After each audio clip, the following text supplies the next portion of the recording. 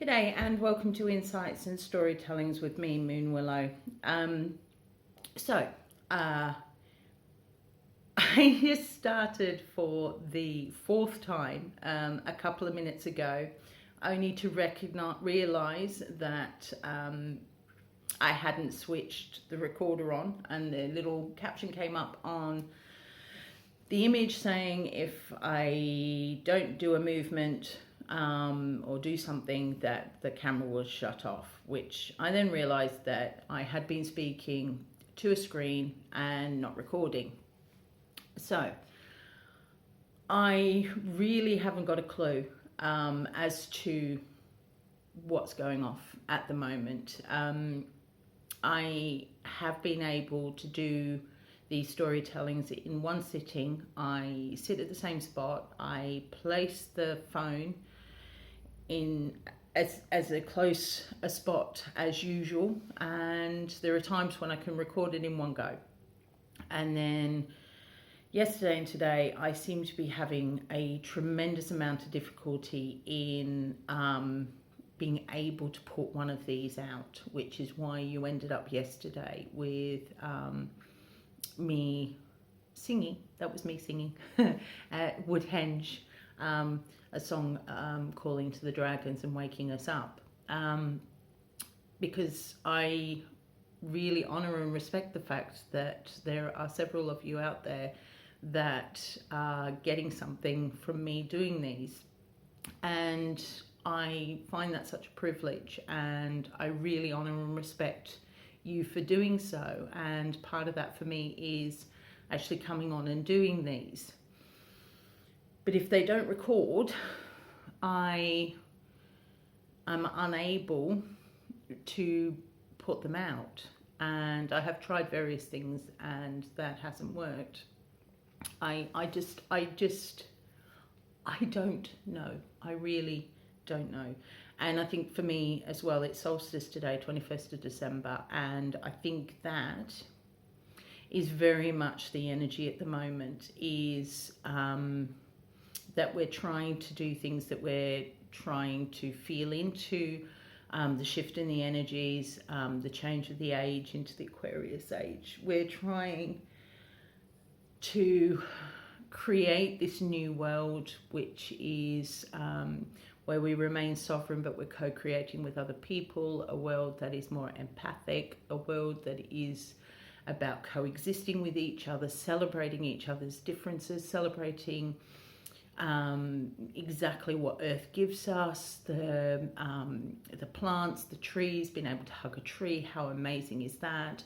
The connectedness that we can have with our feathered friends. I had birds on the fence earlier today, and they just sat there and didn't move as I walked past them. They did, but they followed me, and I had a connection with them, and that was beautiful. Don't ask me what it was about. Ain't got a clue. But it made me feel better, and that's enough. And it's in those noticings that it's just those little things that can make such a huge, massive difference on how we're feeling. And we can get caught in the struggles. Like I could get caught in the fact that for whatever reason, that these decide not to record all the way through. And I'm trying not to use my hands flapping too much in front of the skin, because in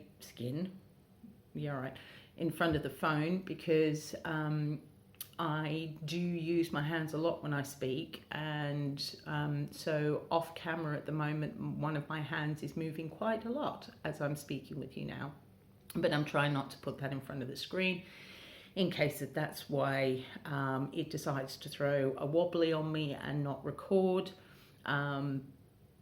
I'm trying very hard to just shrug my shoulders and say, well, for whatever reason, it wasn't meant to go out. What I was saying wasn't meant to be put out there. I could go down the tack that the information that I'm sharing, that I'm accessing, actually may trigger something for somebody else and bring them into their own light and bring them into their own power. And there may be forces out there that don't want that to happen. There's a myriad of reasons. Or it could be just simply that I'm no good with technology, and those times when it does go through all the way through on the first go, that is a miracle, and that's the oddity. As I say, I don't know. I really don't. But what I am aware of is that because of my life at the moment, I am trying to manage working and doing this, which is something that I thoroughly enjoy and I really want to continue doing. But I'm struggling managing that at the moment because I have to leave the house by a certain time.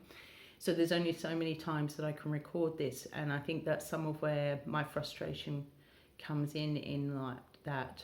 And then the other thing is that the storytellings themselves are fairly involved with a fair amount of information, and I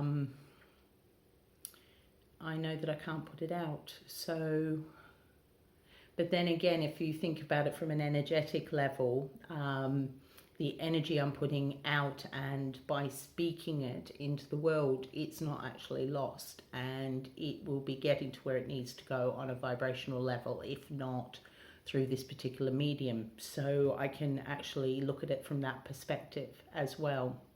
And sometimes I find that when I've done a storytelling, that there was something in that because it's already in my awareness, in my field as it were, I will invariably end up having a conversation with someone that I'm not expecting to, and it helps give me information for communicating with that person.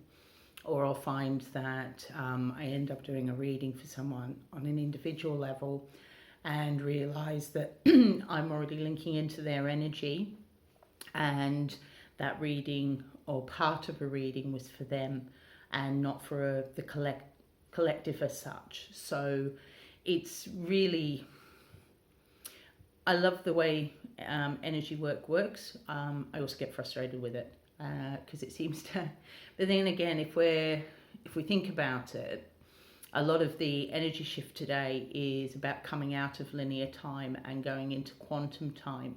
So all things are happening at the same moment, interdimensionally, different parallel timelines. Every time we make a decision, there is a concept that that then splits, and we have 2 lifetimes played out, especially if it's a major choice. And one of my most favourite books that I've read over the years is Richard Bach's one, and that looks into that particular concept. And he and his girlfriend, wife, I don't know, I can't remember, but him and his partner at the time ended up going across the different timelines and meeting their alternate selves, on alternate timelines, and seeing how their lives would have looked if they made a different choice at certain stages in their lives. And to be honest, I have, that's one of the various ideas of how I view the world. And I know that there was a me that actually stayed in Australia, or went back to Australia halfway through 1988, I think, then when I came out to this country. Me at that time, I chose to stay here and have ended up spending 32 years over in this country, almost 33. But there would have been another part of me that had gone back to Australia and done nursing down under. But I know that there have been several moments in my life where I have made fairly significant life choices. So I do wonder what would have happened if I'd gone on if I chose something different. And I do feel that they have been played out, that all these different parts are played out. And I think at the moment now, where sort of those are more accessible, or we can become more aware of it, really, echoes and feelings. So yeah, I don't know. I went off on one. Who knows? Coming back to the here and now, which I think is the other element, that the other key that is necessary for navigating this now moment or this time. Never mind the shifts of energy, etc., but us personally walking the manner and the way that we want to walk. I think some of the key is not worrying or focusing on expectations, outcomes, specific times, events, etc., but actually being open to the now moment and allowing ourselves to flow to where we need to. And I know that I experienced that at the weekend, and I haven't been able to sort of step back into it since, particularly. I don't know. It's, yeah. So a lot of these ways of looking at the world, ways of looking at the world, or looking at expectations coming in, we can get caught up in different aspects of the narrative and not fully be in that present moment, and our focus can become on specific events and times, etc., and we may miss opportunities that are presented to us. But because our focus has become more narrow, we may actually miss the other opportunities that are presented to us at the time. I don't know. So it's just a thought that I'm throwing out there. So on that thought, we will see. I'm going to see now which chakra. Okay. So sacral. So our creative center, trusting our gut instinct. So, and our creative spark and our creative flow. But I think really at the moment, it is more about sitting with that now moment and allowing our creativity to flow from there, as opposed to sort of thinking, okay, in 2 weeks' time I'm going to create a wonderful masterpiece type thing, that everything will be right in a couple of days' time, I'm going to create this. It's about really centering to the now moment and being open to different creations that can come in, and how that those bits that come in and how we react to them, how we respond to them, trusting our gut response to it, and then how do we recreate the way forward. I came across, I don't know, somewhere in my life, I ended up choosing to follow magpies for the sake of it, because that I felt the need to do that. And my gut was saying that that's what I needed to do at that moment, and that became a magical adventure. I got incredibly lost, but that was half the fun. But it meant that I could just walk in the manner that I wanted to walk and get utterly lost, but then re-find myself. And it was a creative way of doing it. I was actually looking to go back to the campsite, and I think I was, looking back now, I think I was overwhelmed by the amount of different individuals there and the expectations of attending different sessions, etc., and being fully involved, I guess, and not feeling that I had the space and the time for me just to walk in the way that I wanted to walk. And I think that's why those magpies turned up at the time, and I felt drawn to follow them. So it's trusting our gut, even if we don't really understand it either. It's just going with that flow and having an awareness that somewhere along the line it'll make sense, and that actually if we try to make sense of it before it's too soon, we can end up getting knotted and lost even further. But actually if we just let it go and be in that moment, we can meander in a way that feels right for us, and then more often than not we will get an aha moment and it will make sense and fall into place. and we realised what it was we were actually creating just by trusting our gut instinct in the first place and going with what feels right for us. So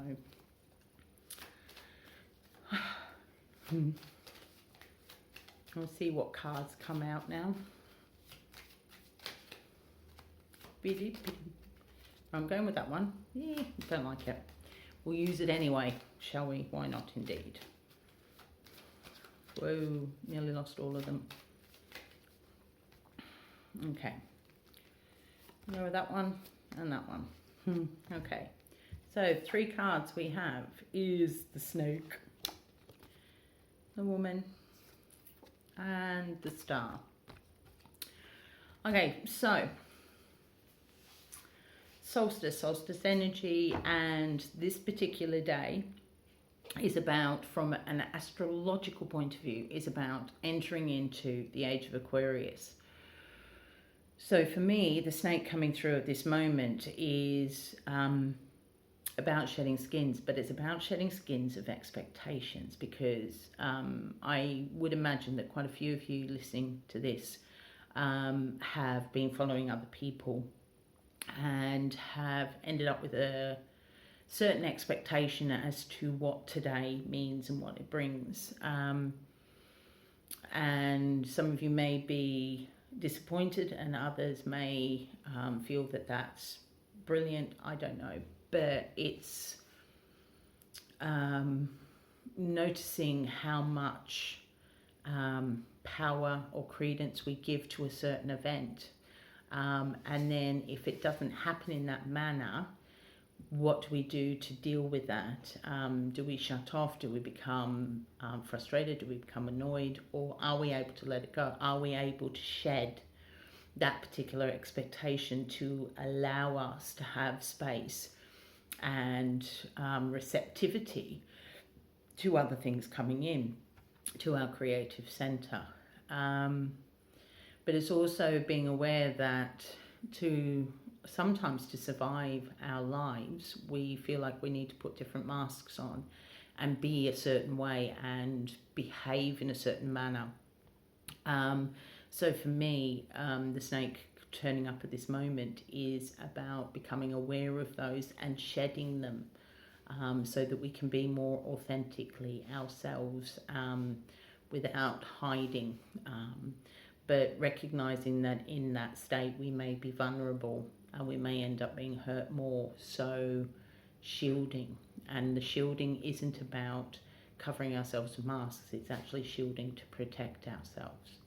So the next card, which works very much with going into the age of Aquarius, is the woman. So the divine feminine energy is definitely upon us, and really connecting, especially in our sacral space, our emotional center, and trusting that gut, but allowing our emotions just to flow and see where it takes us, and integrating that as well.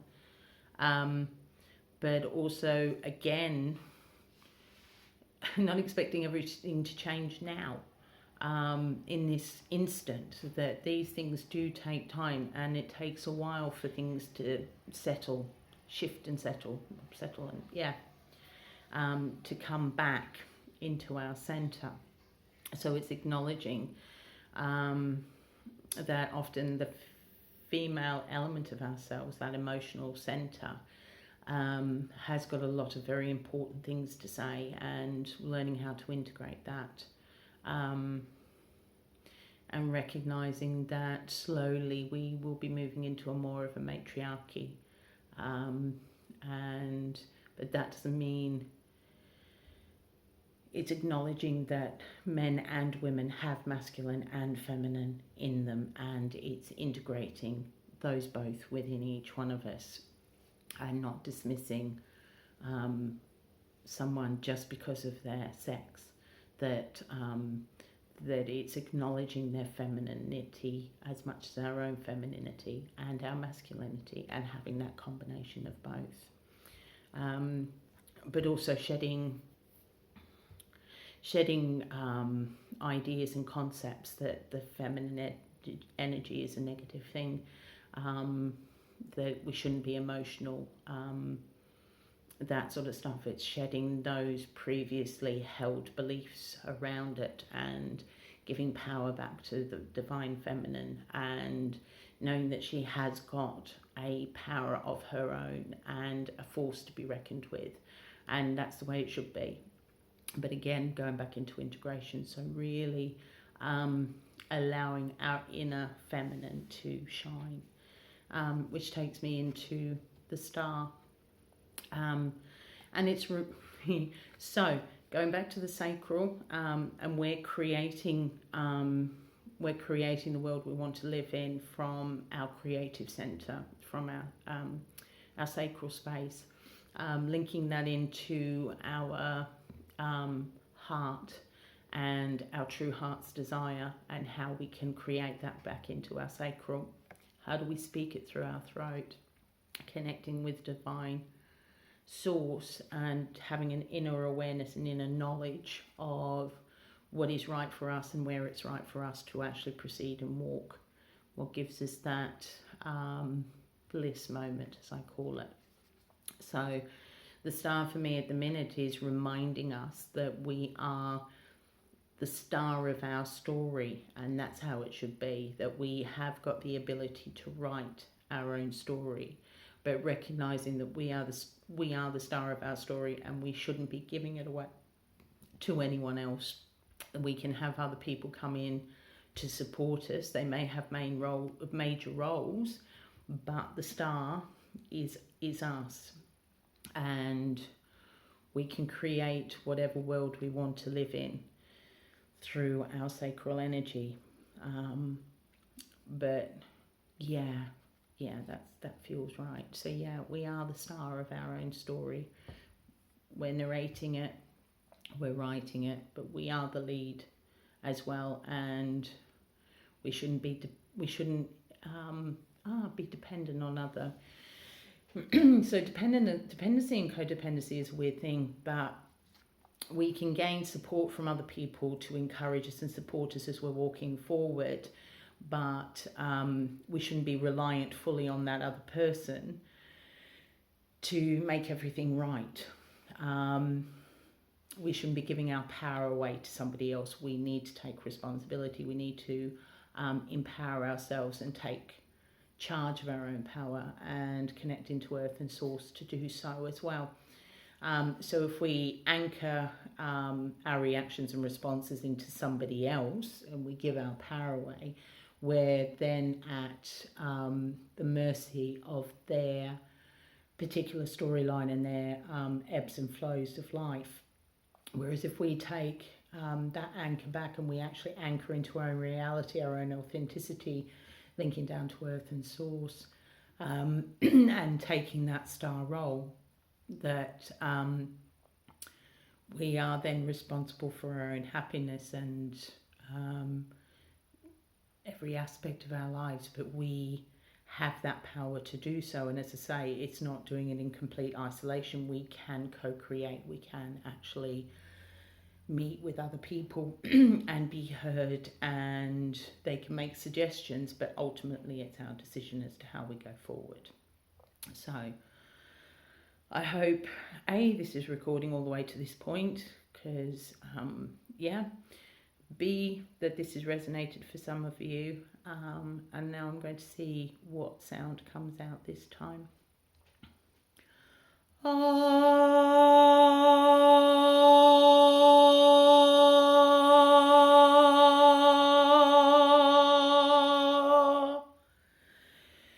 So, coming back to our sacral creative self, trust your gut. Know that you're creating your own world, that you are the star of your own story. We'll put that up the right way. And no matter what did or didn't happen today, it doesn't matter. It is all mixing in and weaving in to continue our stories, which is the main thing. Anyway, take care of yourselves, and with a bit of luck, I'll be back tomorrow. In the meantime, love you all. Bye for now.